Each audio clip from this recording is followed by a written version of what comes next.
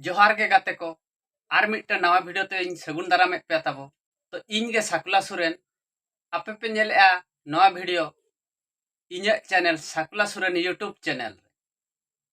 तो गाते को तेहन दबो बड़ाया तो इन्या वीडियो तीना हड़ को नेले तीना हड़ को लाइक और तीना तन सब्सक्राइब को हुईना ओना कमा जतो पे बड़ा दाड़ा कान गे नेल नाम पे नितो नवा वीडियो पे नेले माने सब्सक्राइब हो नेलोक कान गया और तीना हड़ व्यूज सेना कना नवा वीडियो जे जतो वीडियो के पे ओना को पे नेल नाम दाड़ा कान गया इखन इन्या वाच आवर तीन तो तीना हुई कना ओना तो बापे नेल नामे और ओना तो बाय नेलोआ तो ओना इन आपे को लई सनइन कना तो ओनाते नवा आपे बड़ाय सनाय पे खान दो वीडियो ते कंटिन्यू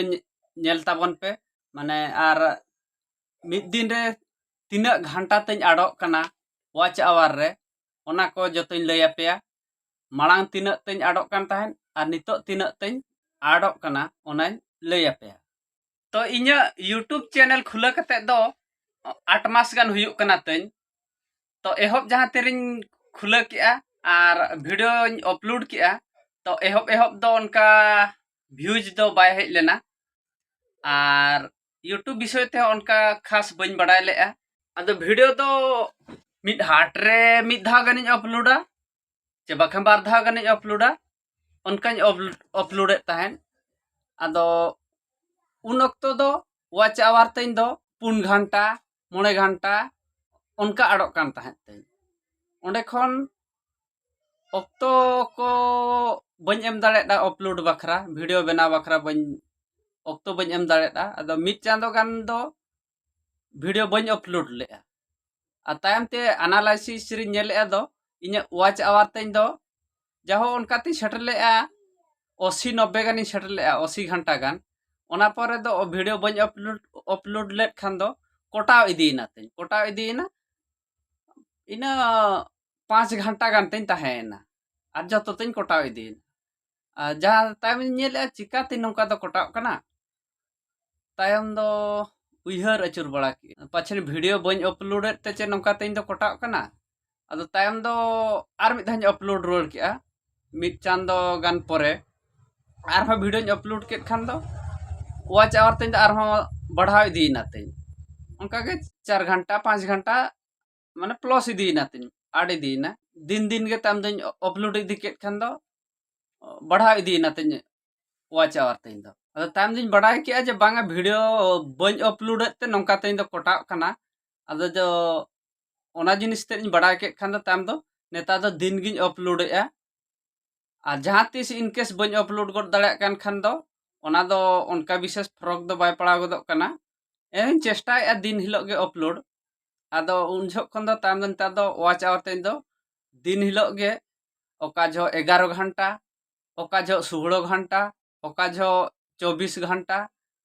उनका तेन आड़ इदीना आदो नय मिड हाट गान हुयुक कना न मिड हाट गान भितिर रे दो ओका जो दो 33 घंटा ओका हिलो दो 46 घंटा और नय महादेर हिलो दो 90 घंटा तेन आड़ेना 90 घंटा और तेहेኛ दो और इन्या दो दिन हिलो गे माने उपरो उड़ी माने तारासिन दुईटा खन 2:30 भीतर रे इन्या रिपोर्ट दो नेलोग आतेन जे तीना घंटा आड़ेना माने तीना घंटा इन्या वाच आवर दो हुई कना मेनते ओना दो 2टा परे ते नेलोआ आदो होला दो 825 घंटा तेन ताहे कना होला ना रिपोर्ट अनुसार दो और तेहेñ नेल के दो ओना तेन दो 947 घंटा तेन हुई कना माने तेहेñ नेलेत खान दो 947 घंटा हुई कना तेन और होला नेल ले ओना दो 825 अर्थात तेहेñ दो 122 घंटा तेन आड़ा कना माने प्लस एना तेन तो नौकाते नितो तेहेñ हुयुक कना तेन दो हुयुक कना 28 सितंबर 2023 तेहेñ रिपोर्ट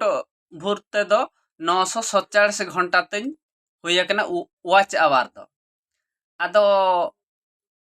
नोडे लई सने냐 जे जहां को जुदी आपे हा चैनल पे खुला हका और यूट्यूब रे सक्सेसफुल सनायत पेया पैसा इनकम सनायत पेया चे बखान औरी पे खुलया खुला सनायत पेया इनखान खुला सनायत पेया इनखान दिन लया पे कना जे वीडियो अपलोड ते दो आलो पे बोंदा कंटिन्यू गे अपलोड लगे चेष्टाय पे इनखान दो वाच आवर तब तो निहाती बढ़ा इदी गया और सब्सक्राइब को को बढ़ा इदी गया माने डेली जदि 10 खन 12 मिनट भीतर रे वीडियो पे अपलोड दाड़ेया इनखान दो वाच आवर दो नंका 80 घंटा 90 घंटा 100 घंटा तब डेली आडोआ ते मिद शर्मा भीतर रेगे 4000 वाच आवर दो ऑल उन मिद शर्मा हो बाय लगा इन मोने तुरुई चांदो भीतर रेगे 4000 वाच आवर तपे दो कंप्लीट और सब्सक्राइब को कंप्लीट गया कंटिन्यू वीडियो जदि पे अपलोड दाड़े खान जेहेतु इन दो मांग दो बन बड़ाय ले आदो ओनाते अप डाउन वीडियो दिन अपलोड तहन ओनाते सब्सक्राइब को तन को बाको बढ़ाव कान तहन आज वाच आवर को उनका दो बाय बढ़ाव कान तहन तन आपे को गड़ो सहर ते निना माने 1000 पाखापाखि वाच आवर तन हुयन गया तो नौका के गड़ो सहर बन तहन मा और सब्सक्राइब हो नितो धरित ते माने नवा वीडियो बनाव धरित ते नितो वीडियो दिन बनाव निदा 8टा रे हुयु 8टा हुयु कना अक्तो दो निदा 8टा अक्तो रे नवा वीडियो दिन बनाव इना भोर ते दो सब्सक्राइब ते इन को हुय कना 273 तो नौका के गड़ो सहर बन तहन मा गड़ो गपड़ो बन तहन मा नौका के जहां को चैनल जदि नवा पे नेलया बाबन सब्सक्राइब का इन खान दो सब्सक्राइब ताबन पे और ओना साथे बेल आइकन बन ओतायमा तो बेल आइकन ओता कते ऑल नोटिफिकेशन बन ओतायमा इन दो जहां चे वीडियो जदि अपलोड के इन खान आपे ठेन नोटिफिकेशन सेटरो जे वीडियो अपलोड के मेन तो नवा वीडियो दो ढेर दो बाबो जिलिया नोडे के बो बोंदा तो बोंद माड़ा रे तबन इन लया पे केना नौका के चैनल सला जोड़ा बन तहन मा और नौका के हाँ मोटिवेशन वीडियो को बो अगुया जोतो हड़ के बो चेदोआ और जोतो हड़ के बो लहा मा तबे तेहेኛ वीडियो दो नोडे के बो बंद का सानाम को नपाय रे बन तहन मा जोहार।